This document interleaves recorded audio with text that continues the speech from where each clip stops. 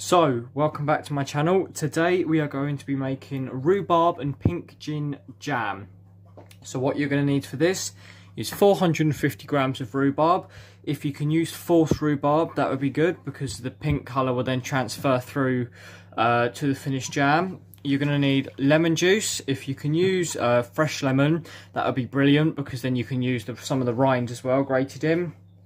You need some London dry gin. And of course, pink gin. And also you're going to need 1 vanilla pod and 450 grams of sugar. So the first thing you want to do, once you've topped and towed your rhubarb, is chop them into roughly 1 centimetre to 2 centimetre long pieces.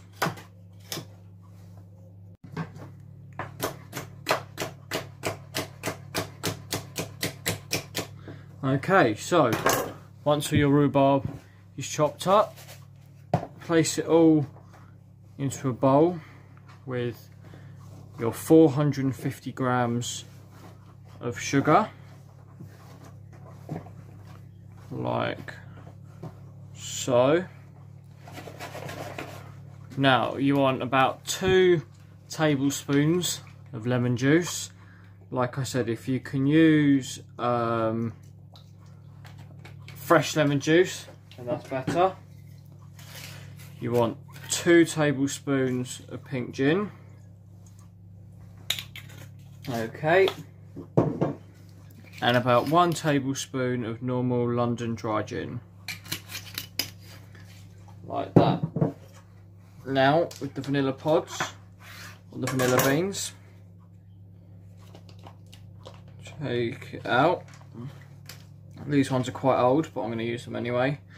Now with the back of your knife, scrape along the... Okay, these are really old. So with preferably fresh vanilla beans, you want to use the back of your knife to scrape all the seeds out. I'm going to try and rescue what seeds I can, and then I will join back. Okay, so I managed to get out what seeds I could, and as I couldn't get all of them out and they're quite dried up, I'm just going to use about half a teaspoon of vanilla essence. Okay, now you want to get your hands in there and mix it all together. Make sure all that sugar and the gin is coating the rhubarb, and what that sugar is going to do is it's going to draw out the moisture and the juices from the rhubarb. Okay, if you perhaps maybe had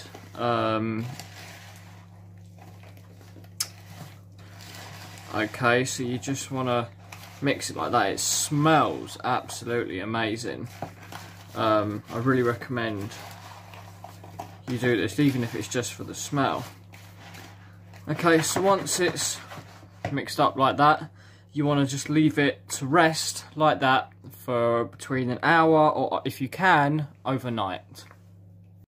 So while that's resting and absorbing all the liquids and drawing the liquids out, you want to be sterilising 250ml jars.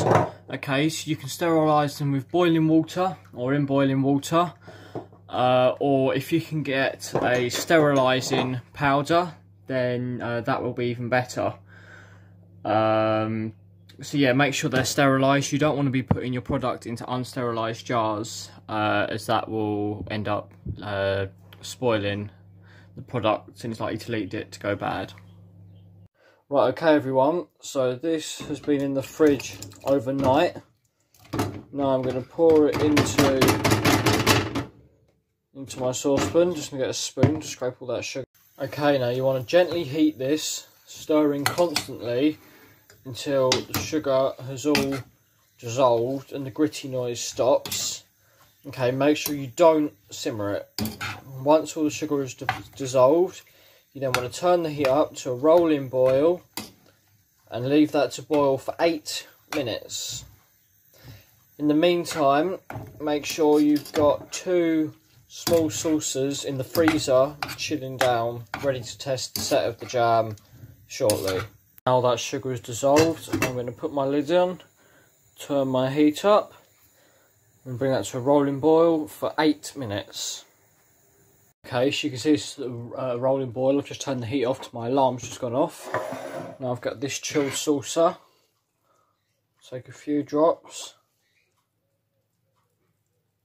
place them in there. That is then going to go into the fridge for a minute and then we'll come back. So it's been a minute, we'll take it out. Now, with a clean finger, press it. If it's not set, which this one isn't, turn the heat back on. I'll leave it uncovered this time and just boil it down for a few more minutes. Okay, so it's been boiling away for a little bit longer. I'm going to take a few drops, drop them in, put them in the fridge like that, and leave that for a minute. Now I've got it with a clean finger, drag through.